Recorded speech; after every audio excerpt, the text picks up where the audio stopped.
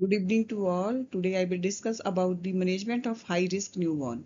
Introduction. A high-risk newborn is an infant who require close monitoring and specialized care due to various medical conditions may need admission in the neonatal intensive care unit for advanced treatment and support.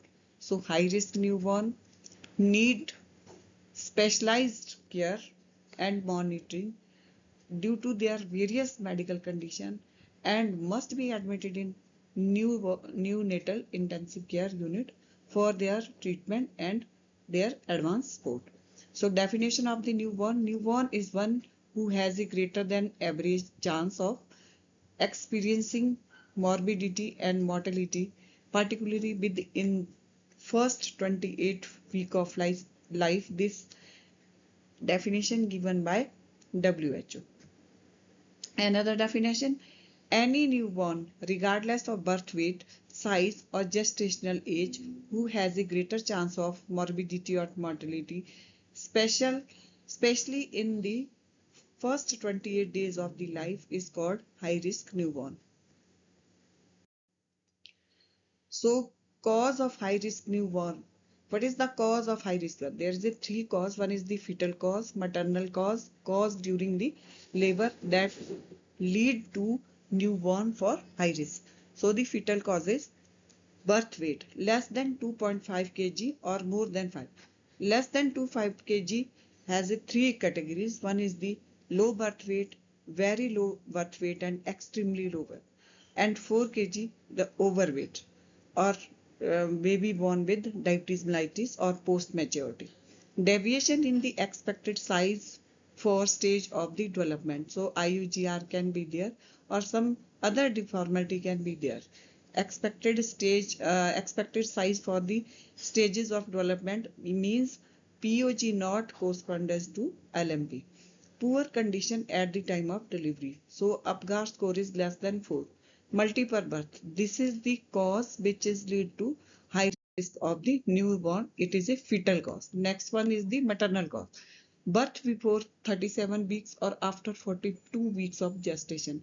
Before 37 weeks, the placenta, the lung maturity will not adequately before 37 weeks of gestation. After 42 weeks of gestation, placenta will separate after 36 weeks of gestation from the uterine pole sometime. So that baby may be go to fetal distress. More chances go to in the fetal distress. History of fetal neonatal death or serious sickness. It is a previous history of the mother. Premature rupture of the membrane. If the membrane is ruptured before the maturity. APH, antepartum hemorrhage, toxemia means eclampsia, preeclampsia, post maturity. Delivery will occur after 42 weeks. After 42 weeks, diabetes mellitus and hypertension.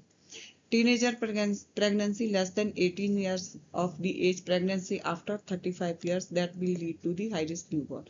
Drug addiction, that will also lead to the high risk newborn. Absent or late antenatal care. If we are not carry out the antenatal checkup during their antenatal period, because during that period we will identify most of the high risk and will able to manage in that period. If not, mother not go to for their antenatal checkup, so high risk of newborn will be increased. Abnormal gestational age means it is not according to the LMP.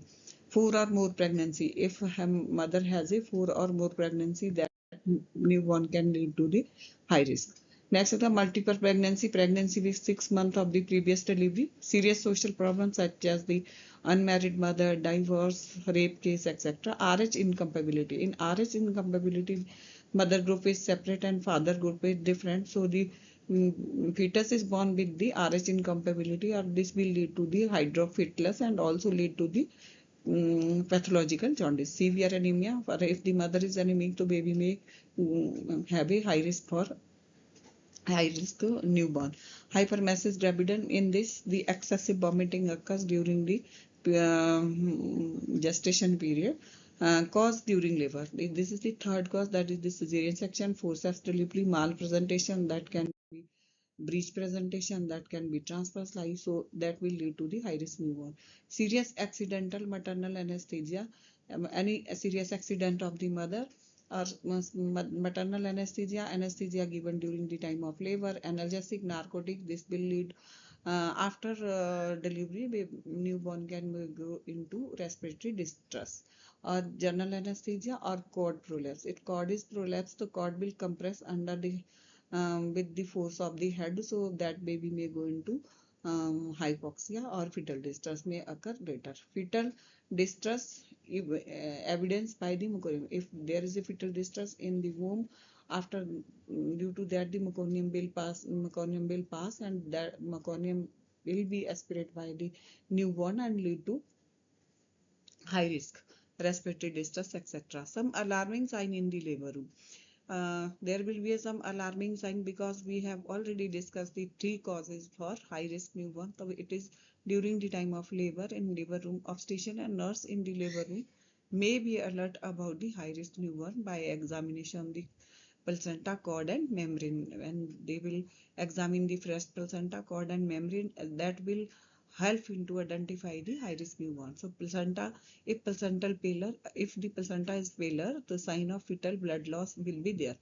Tear of chorionic blood vessel, that is the retroplacental hematoma will be there, that is the high risk newborn. Some alarming signs are here. The placenta oedematus. If the placenta is oedematous, so what will happen? Deficiency of IgG. This is the antibody. Hydrocephalus. The body of the fetus contain more water. Congenital nephrosis. Liver disease. Fetoplacental. Feto transfusion syndrome. So this is the one of the high risk for the newborn. Amniotic nodosum. Pulmonary hyplasia and oligohydramnios can be lead. Some small white nodules on the cord, that will occurs due to the candida infection. Short cord, if there is the short cord, there is a chromosomal abnormality. Short cord is less than 30 centimeter. Meconium staining. If the baby may fetus may aspirate the meconium at burst asphyxia, risk of pneumonia can be there. Obesity of the fetal placental surface, there will be a chance of the infection. Single umbilical artery, there is a congenital abnormality in the. So this is the some alarming signs which are noticed during the time of labor by noticed by the nurse and the obstetrician. Many high-risk newborn are born prematurely, low birth weight, very low birth weight and extremely low birth. They have the significant asphyxia leading to higher neonatal morbidity. While proceeding a high-risk delivery, health personnel in the labor room should exclude confidence and provide the emotional support to the mother. Before conducting the delivery, nurse must check the all electrical points, confirm the oxygen supply in the labor room, and in the nursery she must see the suction machine, radiant warmer and neonatal resuscitation unit are in the perfect working order. Labor room and the nursery should be kept warm, cozy while expecting a high-risk baby. Radiant warmer must be kept on at least half an hour before the resuscitation, and one resuscitation kit must be kept ready. Resuscitation kit containing following article: oxygen cylinder with catheter or mask, suction operators, both electrical and foot operators, heating device, radiator warmer, overhead warmer, lamp, hot water bottle, and hot pads. Scalvin set will be there, linen, umbilical tie, cord tie will be there, syringe must be 2 ml, 5 ml, 10 ml and 15 ml, infant laryngoscope, endotracheal tube with number 2, 2.5, 3, 3.5 mm in diameter. Plastic earbag, endotracheal suction catheter must be there, bag and mask for oxygen will be there. Some drugs should be needed. For example, glucose 5%, 10% and 25%. Normal saline and distilled water should be in their kit. Sodium bicarbonate 7.5%, antibiotic penicillin, amoxicillin and gentamicin. Calcium gluconate 10%, injection adrenaline 1 in 1000 ratio, injection decathlon, hydrocortisone, vitamin K, atropine, deriphyllin, etc. should be ready for attending the emergency. Step for resuscitation. Initial management: when the baby born should be dry with the pre-warm sterile linen or sheet. Air passage should be clear by nasogastric or oral suctioning. In very serious baby, suctioning can be done when the baby head is delivered. So suctioning should be start when the baby head is delivered, and more so when contain the secretion and meconium. Baby should be kept on the warm and flat surface. Extended his neck by keeping the folded towel or cloth under the shoulder. Never hold the baby upside down position. Do not slap on the buttocks or squeeze the chest and abdomen to make the baby cry. Cry and breathing can be initiated by giving 3 to 4 gentle flicks on the sole and by rubbing gently on the back. Do not repeat more than 3 to 4 flicks. Status of the respiration: heart rate should be quickly assessed by Apgar score within 1 minute and after 5 minutes after the birth. So events there score 0, 1 and 2. Respiration, if not present nil, the score will be 0. Slow gasping, score will be 1, and cry score will be 2. Similarly, heart rate, if not noticed, if not recorded, that the score is 0. If less than 100 per minute, 1. If the more than 200 per minute, the score will be 2. Reflex stimulation, no response, 0 score. Grimace, 1 score. And cough, cry and sneeze will be 2 score. Muscle tone, flaccid, score will be 0. In between, reaction will give in between, then the score will be or very flexed, so score will be 2. Color, blue pale, score will be 0. Peripheral cyanosis, score will be 1. And pink, body is pink, the score will be 2. With this, we will calculate the Apgar score of the verb. So in interferences will be normal or mild distress when the score is 7 or more. Moderate distress 4.5 score. Severe distress is 0.3 score. Modifying action oriented. For example, fetal distress if present, then we will know the duration, how many times a fetal distress be there. Pethidine or morphine given, then write the yes hour before the birth. First cry 1 minute or 5 minutes after the birth. Reflex stimulation absent, slow or regular, or cry, or heart rate absent less than 100 or more than 100. This will tell about the Apgar scoring for the management. Resuscitation of the serious asphyxiated babies. Aim to establish the spontaneous breathing, to maintain the temperature, to maintain circulation on the top priority. ABC of the resuscitation: A for patent airway, B for breathing, C for maintain the circulation by CRP, capillary refilling time, or color of the baby. As to maintain before the resuscitation, kit should be checked before the baby is born.